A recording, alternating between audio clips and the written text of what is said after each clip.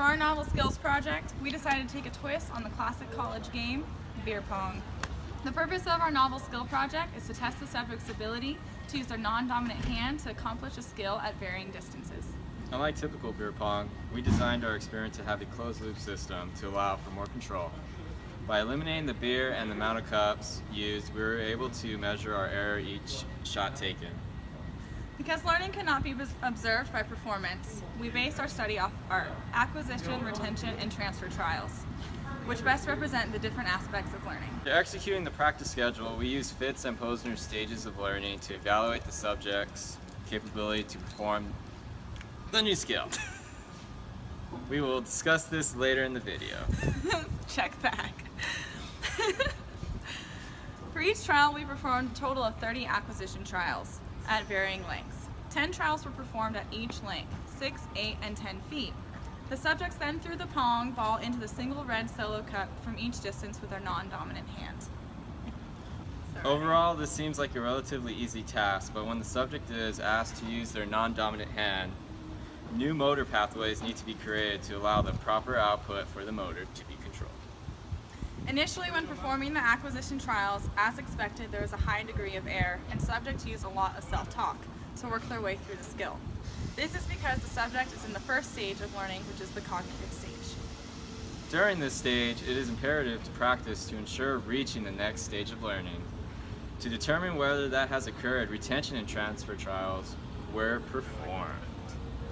Conscious attention begins to decrease, and learner can begin to integrate aspects of the environment when performing the skill. When skills become second nature, the subject has reached the autonomous stage and automaticity has occurred. We believe with an increase of practice, anyone can reach this stage.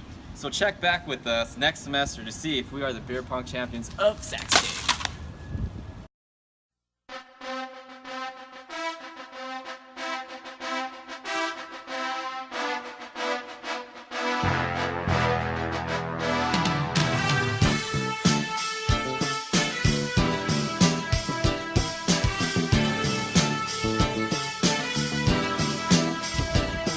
Beer pong, guys.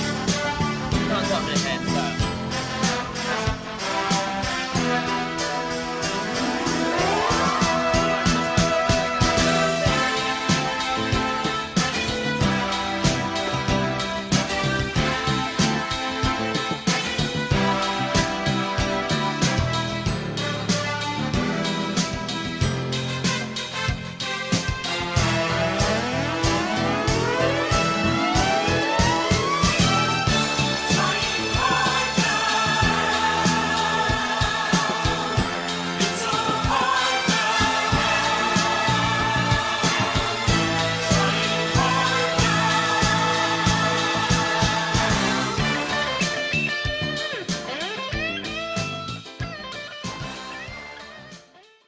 First thing we need is a cup, ping pong ball, and an error board.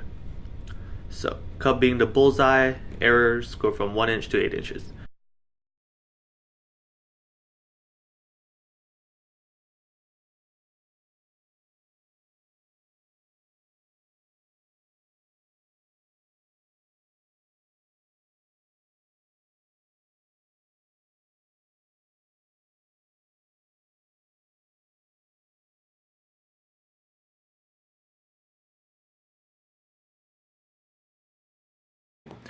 First trial being from 6 feet, second trial 8 feet, third trial 10 feet. 10 shots at each trial. So first thing we did a baseline test with our dominant hand. The average from 6 feet out was 1.02. From 8 feet out, 1.24. And from 10 feet out, 1.89. So it's pretty good. So we went to the data from our non-dominant hand. First practice session, first trial 6 feet out is 2.97, 8 feet 4.26, 10 feet 4.92. So significantly worse than our right hand. However, with more practice, we did get better. The last session we had, our 6 feet average was 1.98. Our 8 feet average was 3.04, and our 10 feet average was 3.8. So, got better. So the purpose of this project is so we see if our practices and the skill we've learned throughout this process and try to transfer it to a 12 feet shot. Did not work. Did not transfer.